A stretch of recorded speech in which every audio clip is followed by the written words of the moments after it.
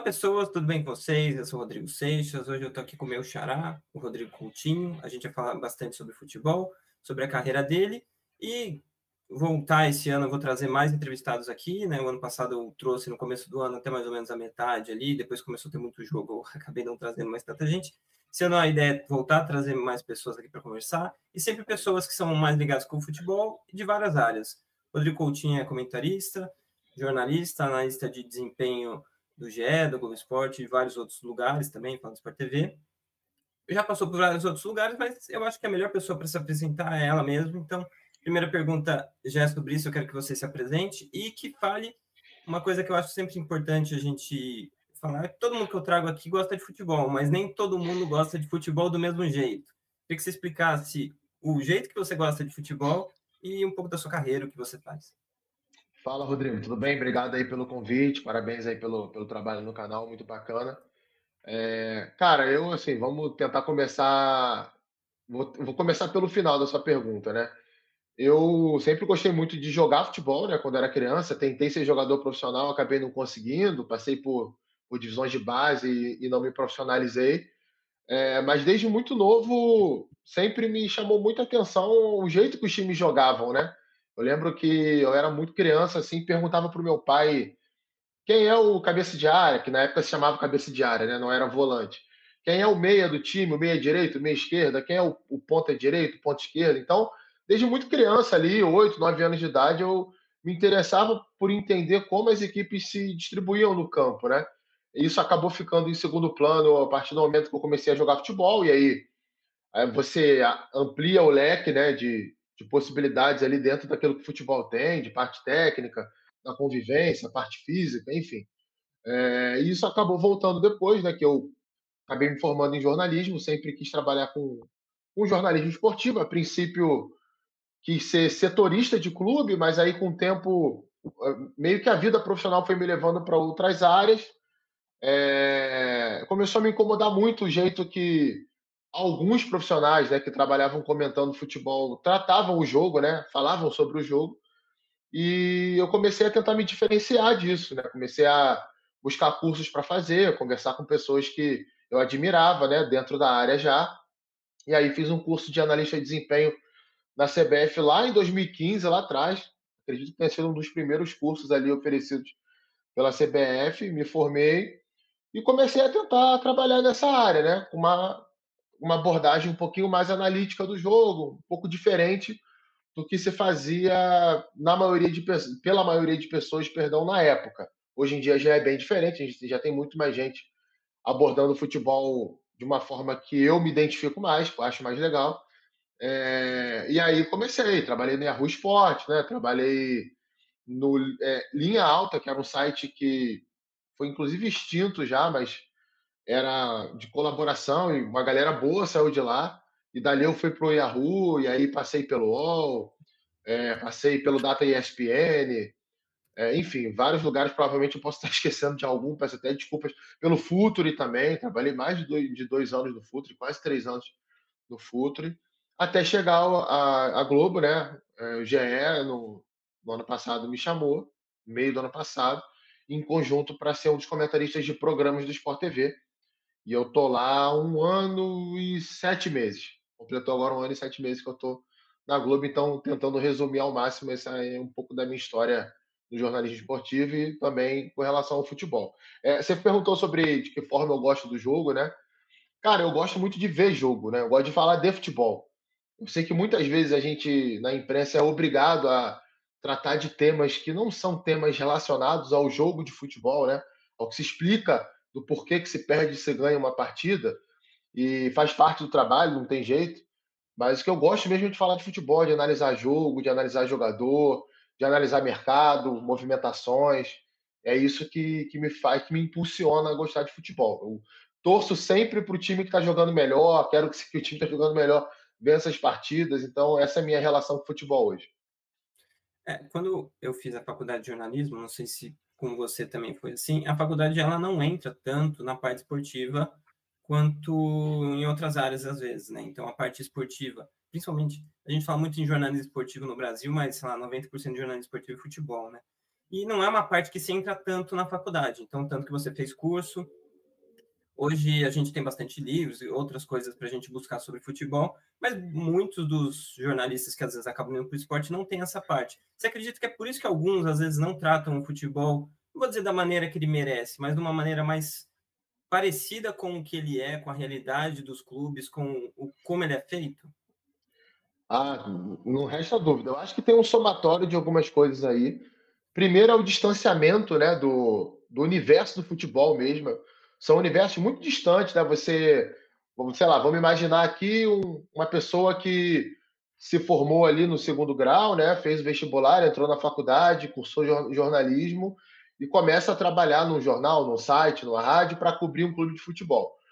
O ambiente dele dentro da faculdade, da redação, é muito diferente do ambiente do vestiário, do ambiente dentro do clube.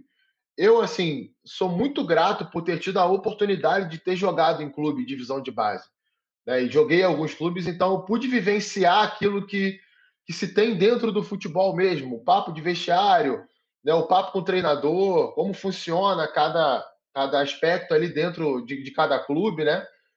Isso me ajudou bastante, em um lado, a entender mais ou menos esse ambiente de universo. Óbvio, não se compara com quem jogou profissionalmente, né? Com quem teve oportunidades ali muito maiores do que eu tive enquanto tentava ser jogador de futebol, não tem comparação, mas eu consegui ter uma certa ideia daquilo que funciona ali. Então, essa é a primeira parte.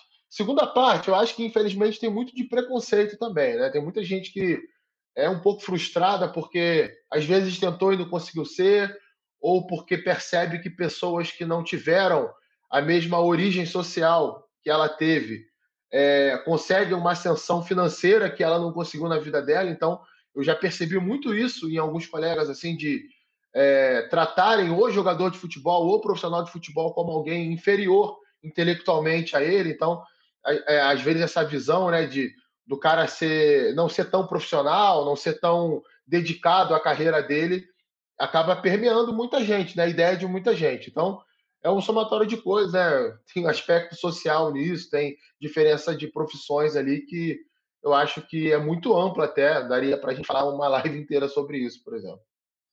Eu estava até vendo um cara que é crítico de cinema falando que você não precisa necessariamente fazer cinema para você ser crítico de cinema, né? Mas que ajuda porque você entende como é feito, né? E quando a gente está dentro do futebol, de alguma forma, ou estuda cursos que têm a ver mais com a área de quem faz futebol, acho que ajuda a gente a entender como é feito, né? Da onde estão as ideias, por que às vezes algumas coisas não funcionam, e não um olhar mais de fora de torcedor aqui. Que, claro, ele é válido dentro do torcedor, mas eu acho que quando você vai para um jornalista, ele tem que ser um pouquinho a mais, né?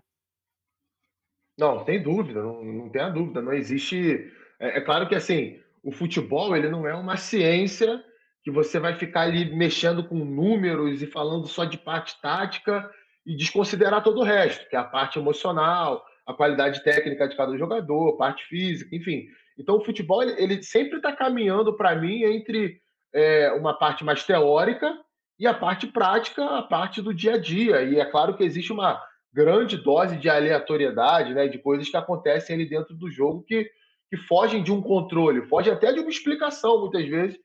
Tem jogos que desafiam a gente nesse sentido, né, de fazer uma análise, de tentar passar para o torcedor alguma explicação daquilo que aconteceu dentro de campo.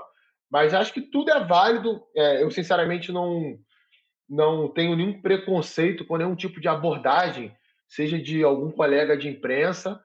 Eu só tenho a minha e eu consumo aquilo que eu acredito, entendeu? Mas eu acho que tem espaço para todo mundo, né? E o torcedor está aí para confirmar isso, né? Tem canais aqui mesmo no YouTube com pessoas que têm um tipo de abordagem de futebol, que tem muita audiência e que tem outras pessoas que, por exemplo, tratam o futebol de uma maneira mais próxima daquilo que a gente faz e que também tem muita audiência, tem muitos seguidores, já tem muito engajamento. Acho que tem espaço para todo mundo, desde que você seja respeitoso com os profissionais, né?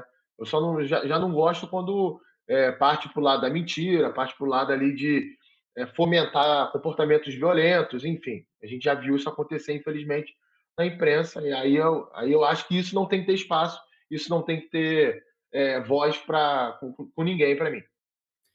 No Brasil, a gente fala muito de comentarista, e quase sempre o comentarista associado ao comentarista que vai estar no jogo e que vai comentar a partida.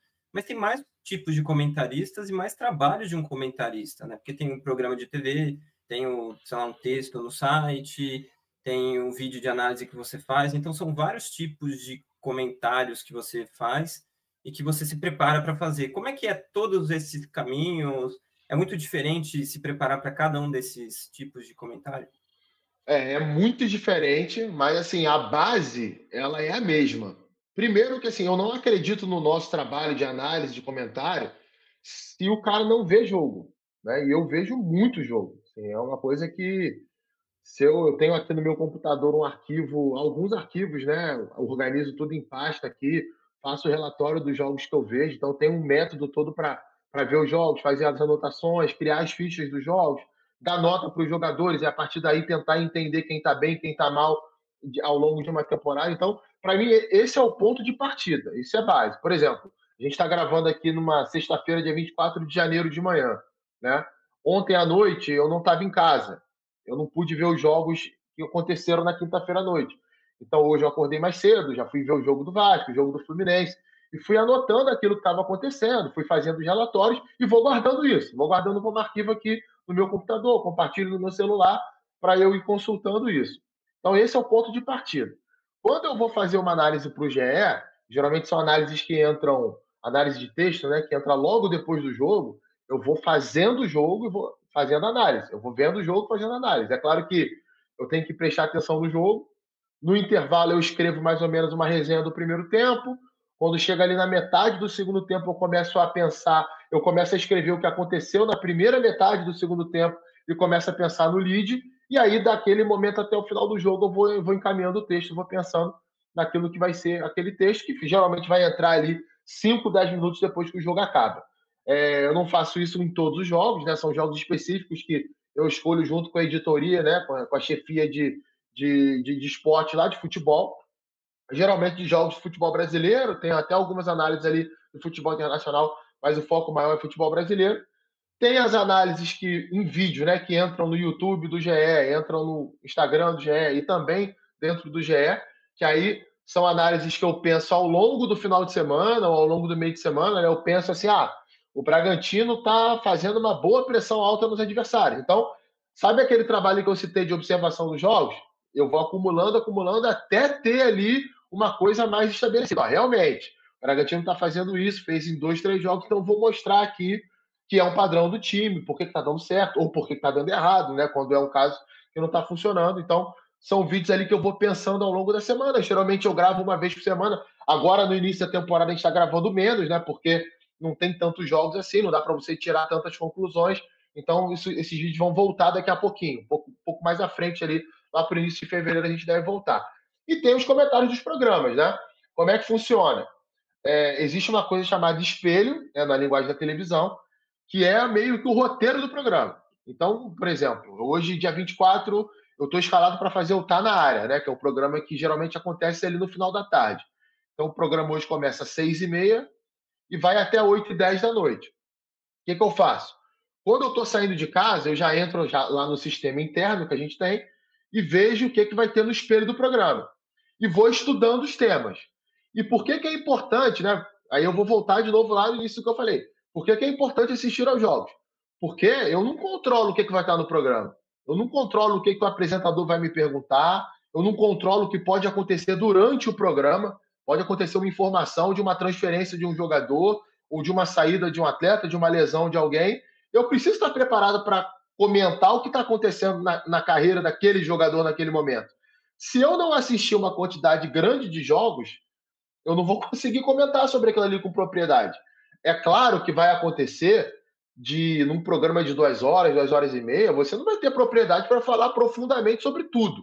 É impossível ver tudo ao mesmo tempo, né? A gente tenta, mas é impossível. Tem a vida social também, tem os compromissos. Eu sou casado, tenho família, então a gente vai tentando fazer outras coisas também. Tem os meus momentos de lazer, então é mais ou menos assim que funciona, e aí eu vou me preparando, tento pegar alguns dados, né, para fundamentar uma opinião, trocar ideia com colegas, alguém que já tenha visto mais, né, então é sempre bom a gente abrir ainda mais o leque aí de contatos, de amizades, porque muitas e muitas vezes. A gente salva alguém que não viu tanto aquele time ou aquele jogador, e a gente é salvo também por alguém que você confia na opinião, e você vai trocar uma ideia ali sobre aquele tema especificamente. Então, resumidamente, é assim que funciona. Eu não, lá no Sport TV existe uma diferença entre gerências, né? Existe a gerência de programas e a gerência de eventos. A gerência de eventos são jornalistas de jogos que também fazem programas. Mas a gente, da gerência de programas, a gente participa somente dos programas da casa. Então a escala fica um pouco mais tranquila até para você acompanhar e assistir os jogos. Mas ao mesmo tempo você já teve alguns jogos, né? Se eu não me engano, você teve na final da Copa do Brasil, então às vezes também te levam para um outro jogo que é mais importante, né? Mas de qualquer forma, o É, trabalho. Pode falar. não, perdão, é só um adendo. Eu esqueci de citar isso. É porque no GE a gente faz muitas lives, né? Pós-jogo. Então, além da análise no campo do jogo, né? Dentro dos jogos que a Globo tem ali direitos de transmissão, e aí grandes jogos, né? Você está aqui.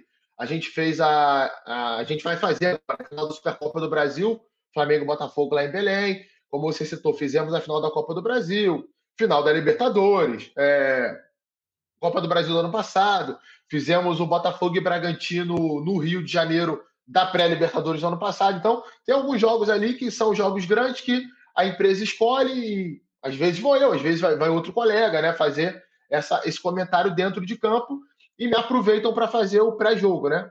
Quando a Globo tem o direito da partida, no caso também o Sport TV, o Seleção Sport TV é um programa feito no dia do jogo, no campo no campo que vai acontecer a partida. Então, eu fiz na final da Copa do Brasil o Atlético Mineiro e Flamengo, lá em BH. Não fiz o do Maracanã, fiz em BH.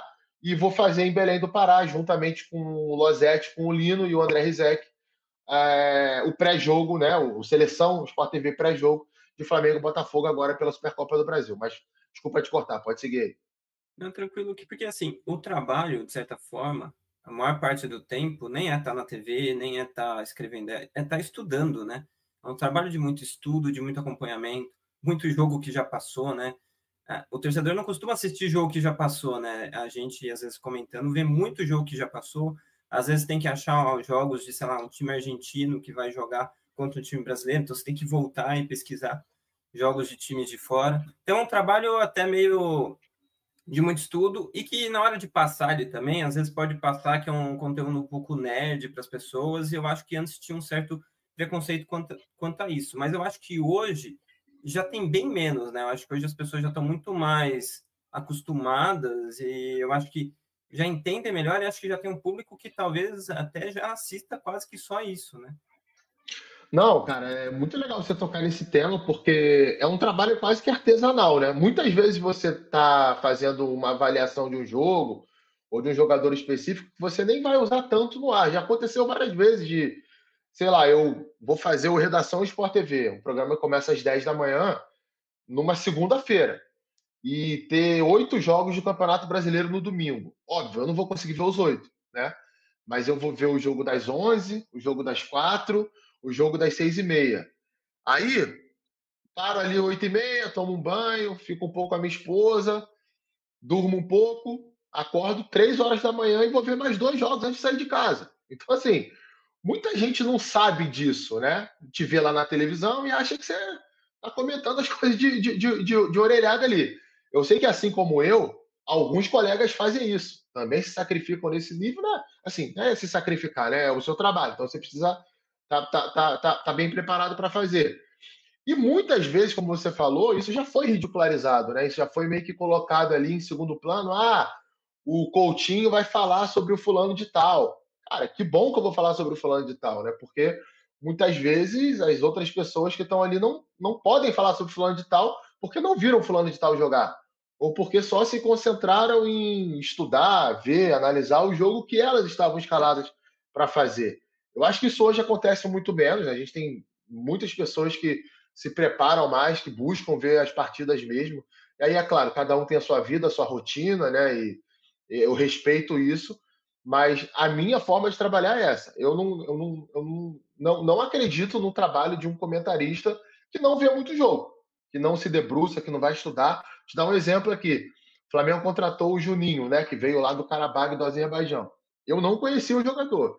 Eu tinha visto assim alguns poucos minutos dele de um jogo contra o Bayer Leverkusen no ano passado, pela Europa League, um jogo que ele foi bem até, mas eu não podia escrever um texto sobre esse jogador tendo como base vendo 15 minutos, 10 minutos ali sem prestar tanta atenção. Então o que eu fui fazer?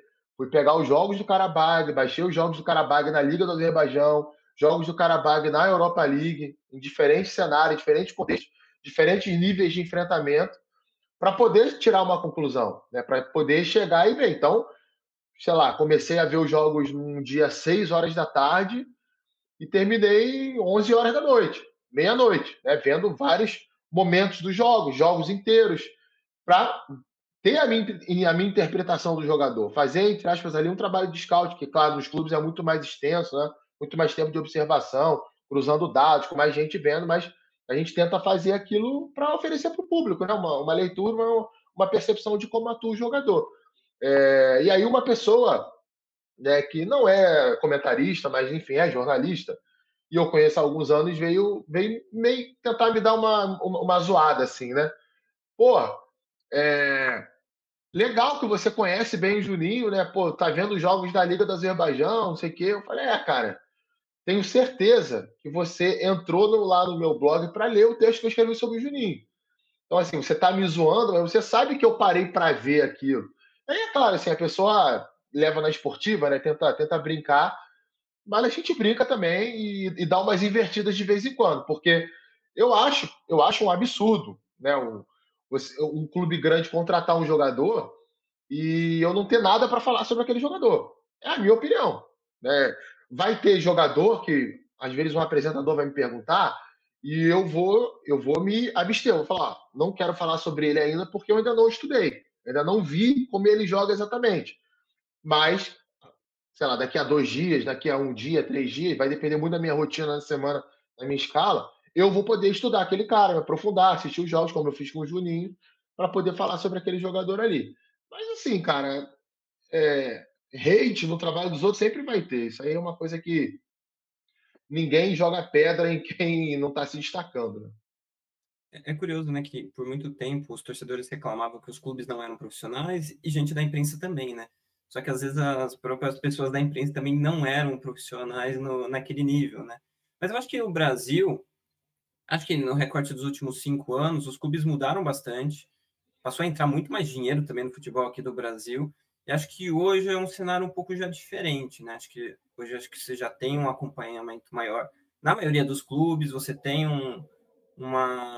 um preparo maior, acho que na maioria dos clubes, não vou dizer na maioria dos dirigentes, porque acho que ainda tem muito dirigente que ainda não tem todo esse preparo, né? Alguns porque compraram clubes, né? Tem SAFs hoje aqui também, né? Então, às vezes acaba entrando nesse ponto, mas eu acho que o cenário aqui mudou, né? Então, e é em alguns pontos para melhor, né? E não sei se todo mundo já percebeu isso, mas eu acho que a gente está num cenário hoje um pouco diferente. Não sei se você concorda.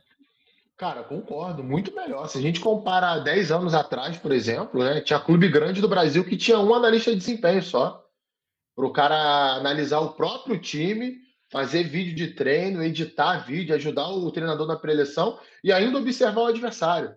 Clube grande, clube de primeira divisão, clube com várias conquistas. Eu acho que o Corinthians foi meio pioneiro nisso lá atrás, né? O Corinthians criou lá se eu não estou enganado, é Cifute, né, que chama, que é o Eu acho que é.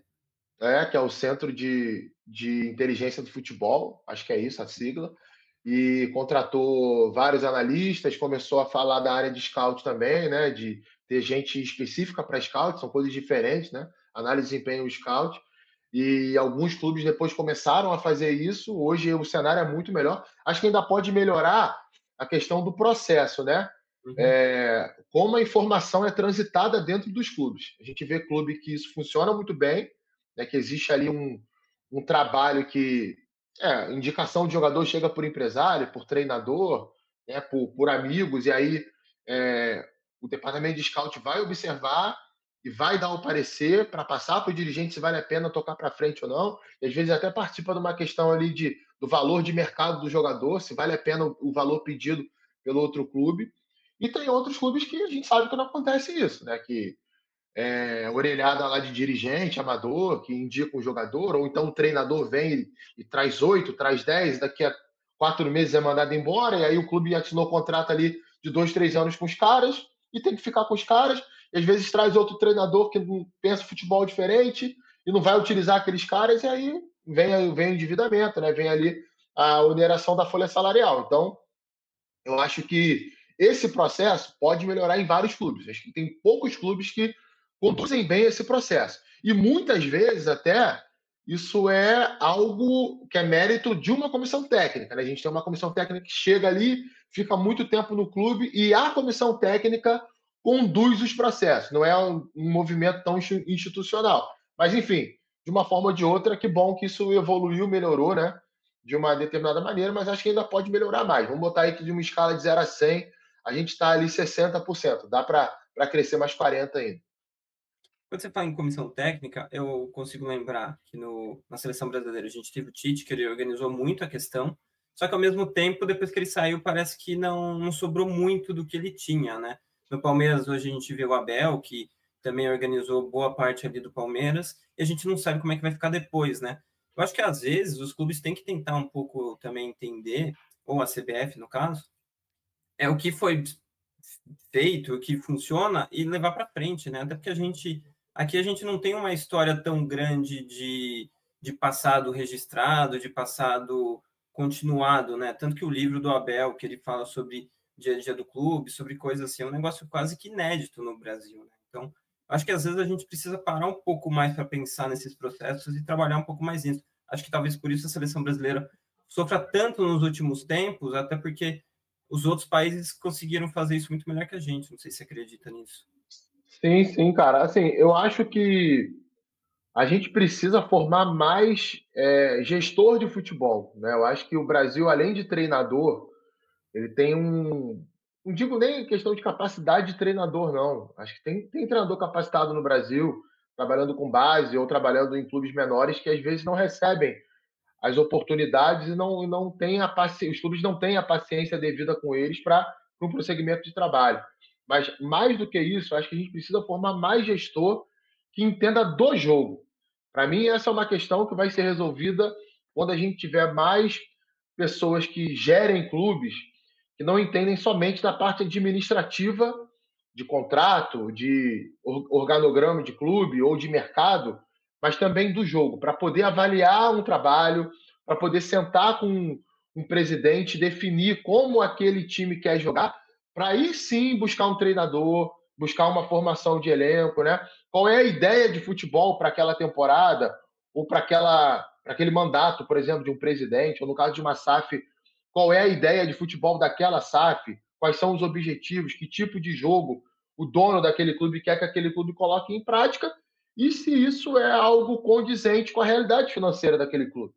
Não adianta eu contratar um treinador que quer marcar alto o tempo inteiro, que quer ter a posse de bola, que quer lançar os dois laterais perto da área adversária o tempo inteiro, mais um volante, e eu não tenho qualidade técnica para isso, para jogar uma Série A e bater de frente com o Palmeiras fora de casa, com o Flamengo no Maracanã, com o Botafogo, com o São Paulo, enfim.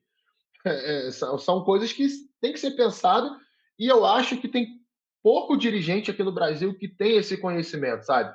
Que tem essa noção mais aprofundada. Acho que tem muita gente que tem uma certa noção, mas que fica ainda num sentido mais raso da coisa.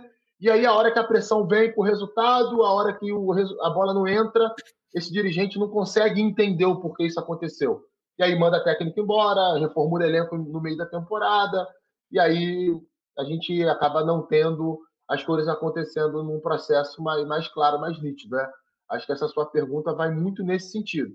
A hora que a gente tiver mais gente capacitada, ou os profissionais capacitados que já tem no mercado, a hora que eles estiverem em clubes maiores, ocupando cadeiras de mais visibilidade, eu acho que a gente vai evoluir ainda mais. Mas melhorou demais. Se a gente volta aqui, o nível do Campeonato Brasileiro de 2015 certamente foi bem inferior ao nível que a gente vai ter de Campeonato Brasileiro em 25. Hoje é muito mais difícil você se estabelecer no futebol brasileiro do que era 10 anos atrás.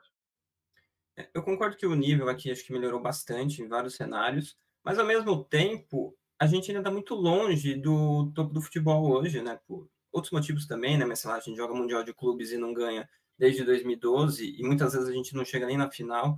Hoje é mais difícil chegar na final do que nunca foi, né? Então, assim, eu acho que a gente ainda está longe de a gente ter uma liga que seja competitiva no nível 1, e ao mesmo tempo que a gente passou a ganhar muito mais dinheiro aqui, né? Os times hoje, de 2012 para hoje, eles ganham muito mais dinheiro do que eles ganhavam antes. Também gastam mais, né? O salário de jogadores também é mais alto. Mas o que você acha que falta para a gente poder evoluir um pouquinho mais esse nível, sendo que hoje a gente tem muito mais dinheiro por aqui? Eu acho, assim, não tenho dúvida nenhuma que passa pela organização do futebol brasileiro, né? É inconcebível para mim que em 2025 a gente tenha o presidente da CBF sendo eleito pelos presidentes de federação, sabe? Se Não sei se todo mundo que está vendo a gente sabe como funciona o processo de votação, mas só uma explicação rápida. O presidente da CBF ele é eleito pelos clubes de Série A e B, que os clubes de Série A têm o peso 2 de voto, então são 20 clubes da Série A. Peso 2 de voto vai somar 40 votos. Mais os clubes de Série B que tem peso 1. Né? Então, 20 clubes de Série B, 40 mais 20, 60 votos. A gente tem no Brasil 27 federações. As federações têm peso 3 de voto. Então, se a gente multiplicar 27, né, vezes 3, vai dar 81. Então, se todos os clubes de Série A e B escolherem um tipo de vertente política na CBF, eles perderão se todos os presidentes de federação escolherem um outro tipo de vertente política. Isso, para mim, é inconcebível. Quem faz o futebol são os clubes, não são as federações. Ninguém torce para a Federação Paulista de Futebol. Todo mundo torce para o Corinthians, para o São Paulo, para o Palmeiras, para o Santos, para o Bragantino, para o Mirassol, enfim. Né? Você precisa que os clubes tomem essa frente e possam pensar num calendário de futebol brasileiro mais saudável. Não dá para a gente fazer 75 jogos no ano, perto de 80 jogos no ano. Esse, para mim, é o principal motivo da gente não ter uma liga melhor. Além, é claro, dos gramados, a gente tem particularidades no Brasil que fazem com que o jogo fique menos intenso. Existem estados do país que são muito secos, então você não consegue ter a velocidade de jogo, o estado de gramado que se tem em outros lugares, por exemplo. Em São Paulo, por exemplo, a gente tem gramados maravilhosos, Morumbi, o estádio do Corinthians, a Neoquímica, o estádio do Bragantino tem um gramado muito bom. No Rio de Janeiro, por exemplo, que o clima é mais quente, né? Você não consegue ter o Maracanã no ápice da sua condição, por exemplo, em alguns meses do ano. Aqui, até por uma condição geográfica do Maracanã, depois da reforma, não bate sol no gramado inteiro, e tem muito jogo também no Maracanã. Então, assim, é um somatório de pequenas coisinhas ali, amadorismo de dirigente, campeonatos estaduais gigantes, né? Só tem um estadual no Brasil hoje que vale a pena assistir para mim, que é o Campeonato Paulista.